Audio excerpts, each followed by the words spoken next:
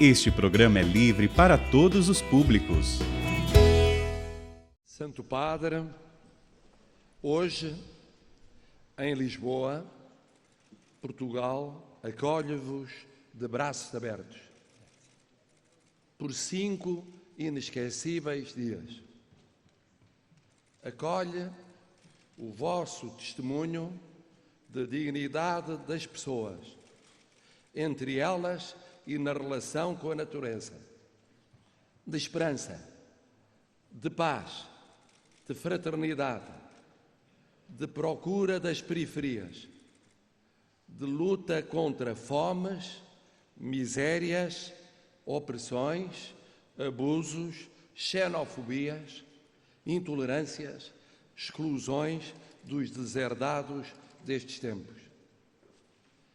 E convosco acolhe de braços abertos os jovens católicos, mas também crentes de várias crenças e não crentes, vindos ao apelo das vossas palavras. Porque convosco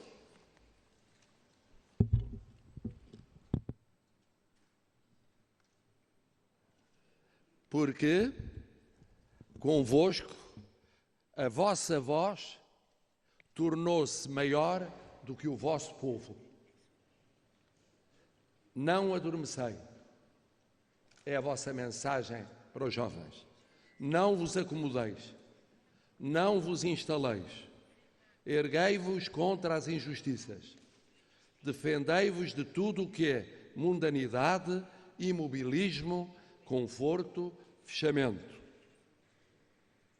Deixai a vossa marca neste mundo. Não permitais que vos roubem a vossa alegria e a vossa juventude. Ousai sonhar grande. Santo Padre, é neste mesmo espírito que Portugal quer viver a vossa presença e a vossa mensagem. Nestes 5 dias e para além deles, conforme o lema da jornada, levantar-se e partir apressadamente. Levantar-se, que nunca é tarde para olhar para os outros, hoje e amanhã, ainda mais do que ontem. Partir apressadamente, urgentemente, porque o essencial está sempre por cumprir. Santo Padre, Portugal está, com a coragem do vosso testemunho, ao serviço de toda a humanidade.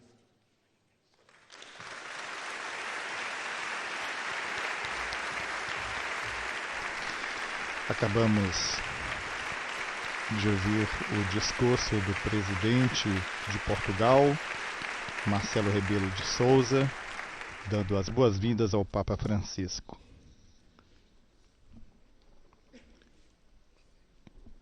Ele é o presidente de Portugal, foi eleito em 24 de janeiro de 2016 e reeleito para um segundo mandato em 24 de janeiro de 2021. Temos na sequência o discurso do Santo Padre. Acompanhamos, portanto, o discurso do Santo Padre às autoridades políticas e religiosas, corpo diplomático, empresários e representantes da sociedade civil. São cerca de 1.000 pessoas presentes. Acompanhemos o discurso do Papa Francisco. O seu primeiro discurso em terras portuguesas. Senhor Presidente da Assembleia da República.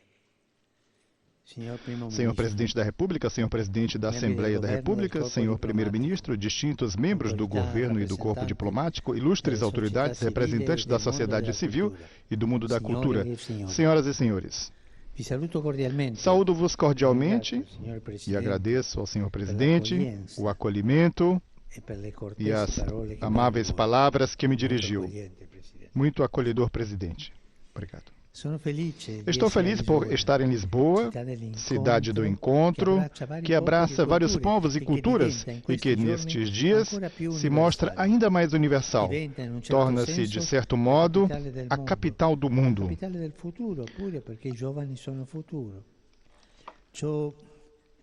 a capital do futuro, porque os jovens são o futuro.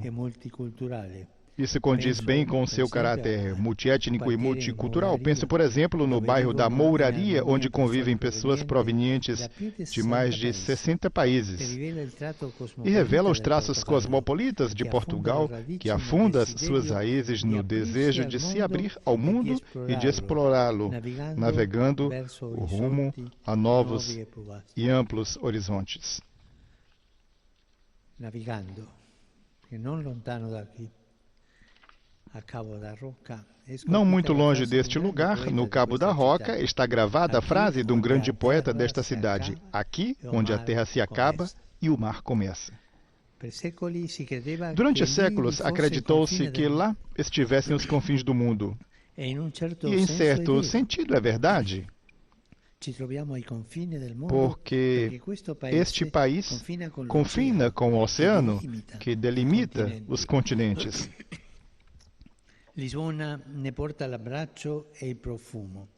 Lisboa conserva o abraço e o perfume. Lisboa tem cheiro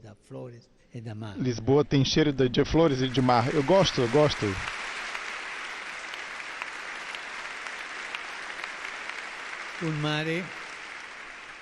Un mare che è molto più di un elemento. Um mar que, muito mais do que um elemento paisagístico, é um apelo que não cessa de ecoar no ânimo de cada português, podendo uma vossa poetisa celebrá-lo como mar sonoro, mar sem fim, mar sem fundo.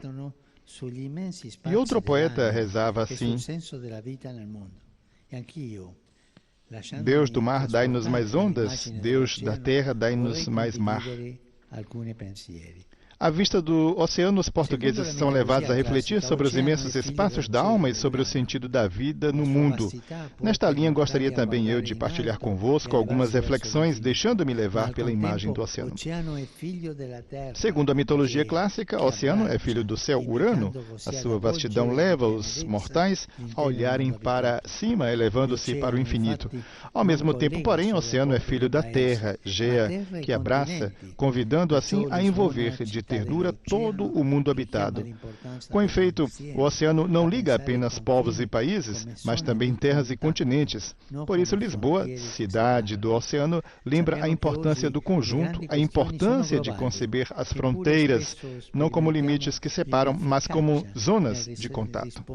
As grandes questões hoje, como sabemos, são globais e já muitas vezes tivemos de fazer experiência da ineficácia da nossa resposta às mesmas, precisamente porque o mundo, diante de problemas comuns, se mantém dividido ou pelo menos não suficientemente unido, incapaz de enfrentar juntos aquilo que nos põe em crise a todos.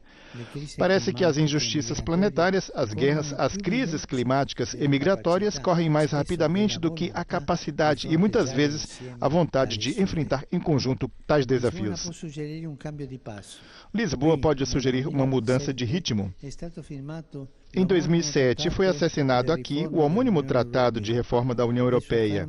Nele, se lê que a União tem por objetivo promover a paz, os seus valores e o bem-estar dos seus povos.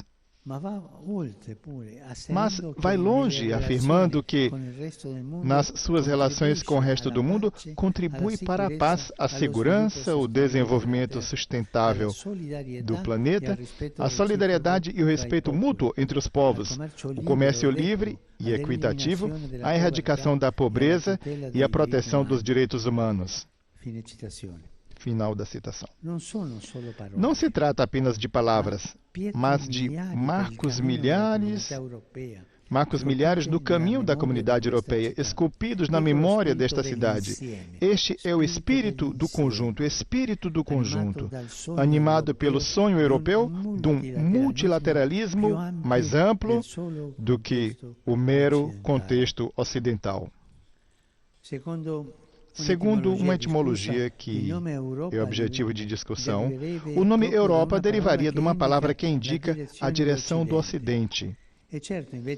O certo é que Lisboa constitui a capital mais ocidental da Europa continental, lembrando a necessidade de abrir caminhos de encontros mais vastos, como aliás Portugal já está a fazer, sobretudo com os países de outros continentes irmanados pela mesma língua.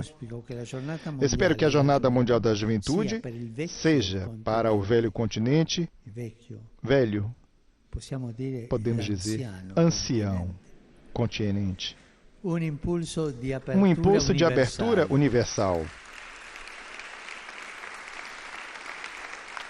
Cioè, impulso di apertura che divenga più giovane. Um impulso de abertura que se torna mais jovem. Perché d'Europa, di vera Europa, na verdade, o mundo tem necessidade da Europa verdadeira. Precisa do seu papel de construtora de pontes e de pacificadora no leste europeu, no Mediterrâneo, na África e no Oriente Médio. Assim, poderá a Europa trazer para o cenário internacional a sua originalidade específica.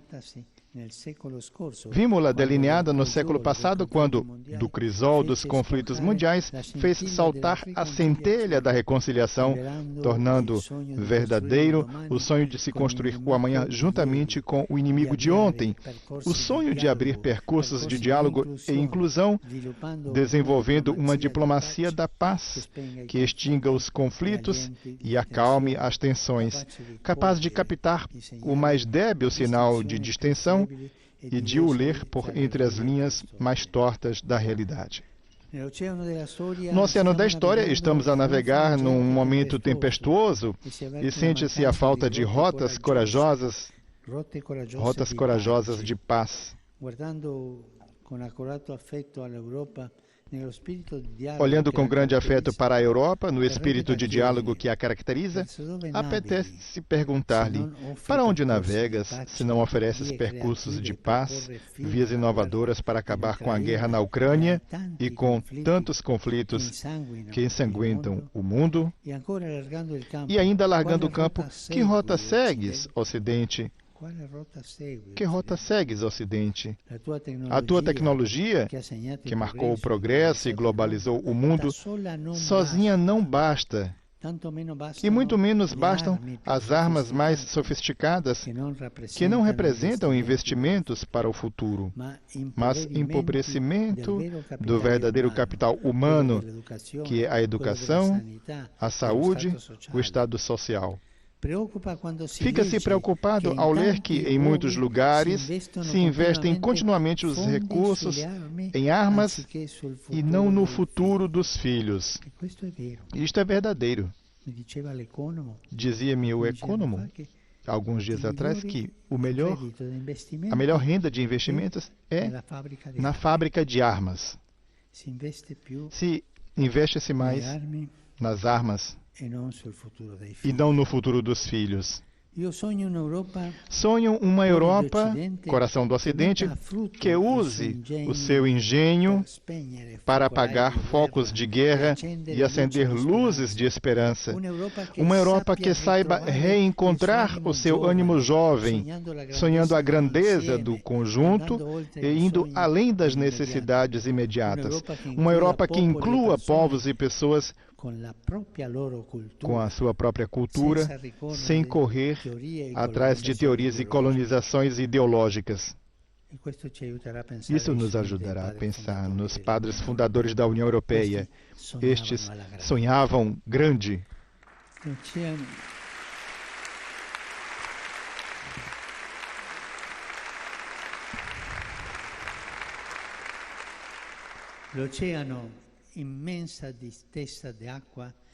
Com a sua imensa vastidão de água, o oceano recorda as origens da vida. No mundo evoluído de hoje, paradoxalmente, tornou-se prioritário defender a vida humana, posta em risco por derivas utilitaristas que a usam e descartam. a cultura do descarte da vida.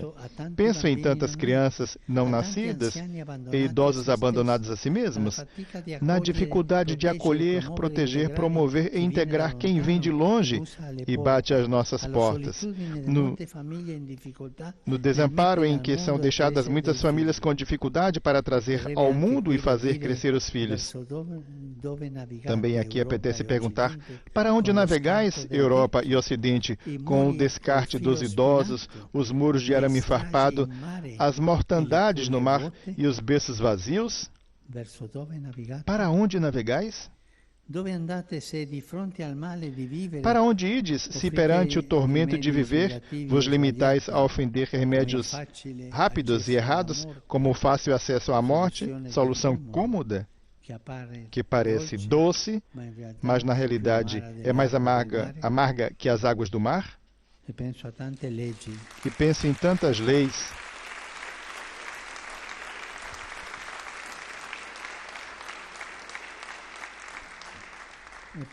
Penso em muitas leis sofisticadas sobre a eutanásia.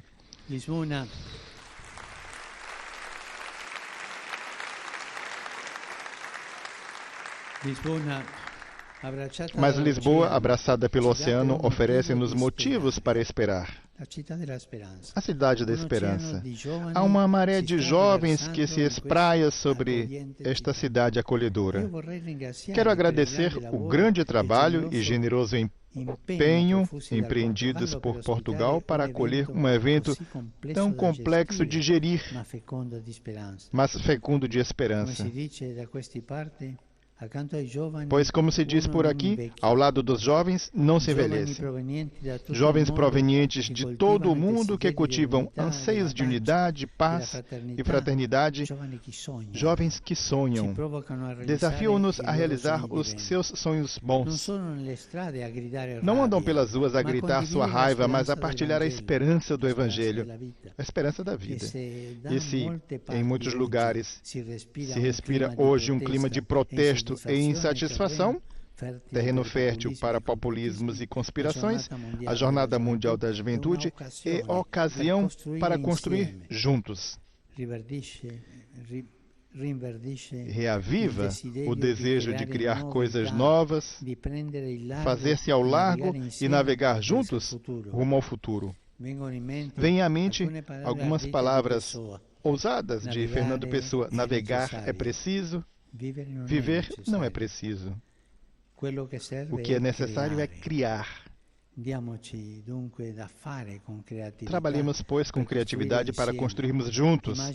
Imagino 3 estaleiros de construção da esperança. 3 estaleiros de construção da esperança, onde podemos trabalhar todos juntos, unidos. O ambiente, o futuro e a fraternidade. E com isso concluo.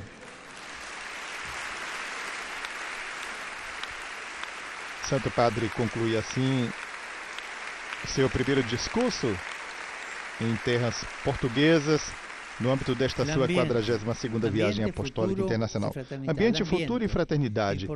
O ambiente, Portugal partilha com a Europa muitos esforços exemplares na defesa da criação. Mas o problema global continua extremamente grave. Os oceanos aquecem e das suas profundezas sobe à superfície a torpeza com que poluímos a nossa casa comum. Estamos a transformar as grandes reservas de vida em lixeiras de plástico. O oceano lembra-nos que a existência humana é chamada a viver de harmonia com um ambiente maior do que nós. Este deve ser guardado com cuidado, tendo em conta as gerações mais novas. Como podemos dizer que acreditamos nos jovens se não lhes dermos um espaço sadio para construir o seu futuro? Este é o ambiente. Segundo, o futuro. É o segundo estaleiro de obras. E o futuro são os jovens. Mas muitos fatores os desanimam, como a falta de trabalho, os ritmos frenéticos em que se veem imersos, o aumento do custo de vida, a dificuldade de encontrar uma casa e, ainda mais preocupante, o medo de construir família e trazer filhos ao mundo. Na Europa, E, em geral, no Ocidente, assiste-se a uma triste fase descendente na curva demográfica. O progresso parece ser uma questão que diz respeito ao desenvolvimento técnico e ao conforto dos indivíduos, enquanto o futuro pede para se contrariar a queda da natalidade e o declínio da vontade de viver. A boa política pode fazer muito nesse sentido, pode gerar esperança. Com efeito, não é chamada a conservar o poder, mas a dar às pessoas a possibilidade de esperar.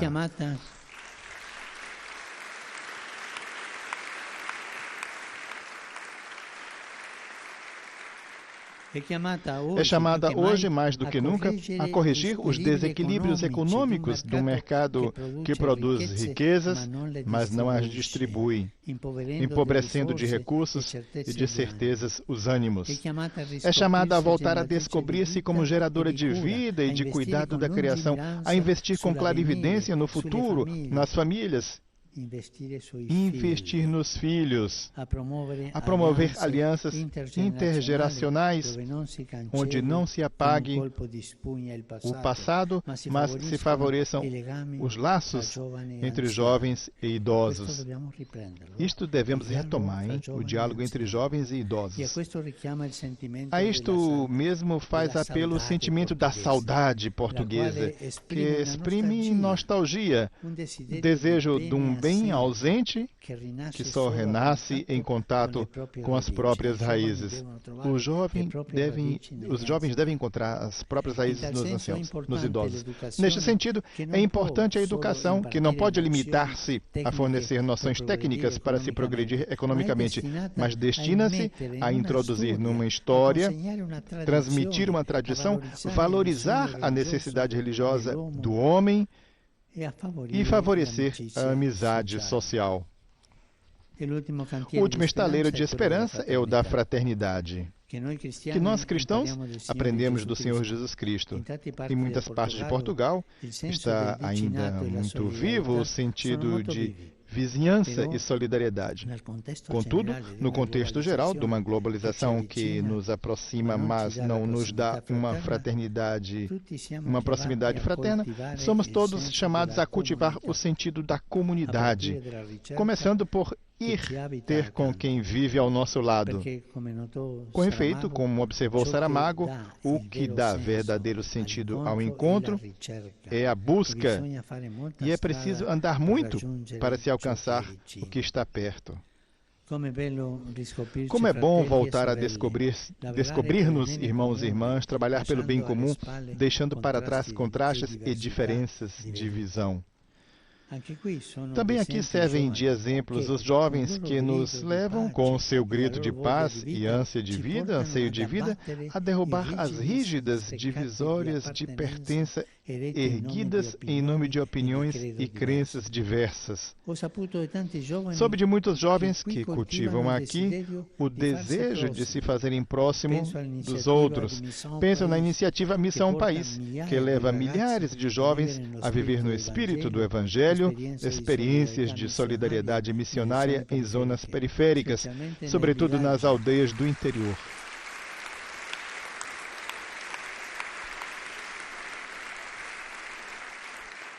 Specialmente nei villaggi all'interno del paese, andare a trovare molti anziani soli. Sobretudo nas aldeias do interior, indo ao encontro de muitos idosos sozinhos. Quero agradecer e encorajar a tantos que na sociedade portuguesa se preocupam com os outros, nomeadamente a igreja local, e que fazem tanto bem mesmo longe dos holofotes. Sintamo-nos chamados, todos juntos, fraternalmente, irmãos e irmãs, a dar esperança ao mundo em que vivemos e este magnífico país. Com estas palavras, Deus abençoe Portugal. O Santo Padre conclui agora sim o seu primeiro discurso em terras portuguesas. O Santo Padre tinha anunciado precedentemente concluir o seu discurso, evocando as 3 palavras: o ambiente, o futuro e a fraternidade. Depois decidiu então continuar assim, concluindo o texto previamente preparado. Um longo aplauso que caracteriza o encerramento desse discurso esse que foi em vários momentos interrompido pelos aplausos dos presentes. Vale ressaltar o discurso do Santo Padre a autoridades políticas e religiosas, ao corpo diplomático, empresários e representantes da sociedade civil. São cerca de 1.000 pessoas no Centro Cultural de Belém, em Lisboa, neste encontro com o Santo Padre, o Papa Francisco, ao lado do presidente de Portugal, o senhor Marcelo Rebelo de Sousa. Destacamos o primeiro discurso do Santo Padre em terras portuguesas, no âmbito desta sua 42ª viagem apostólica internacional, viagem esta por ocasião da JMJ, Jornada Mundial da Juventude, Lisboa 2013.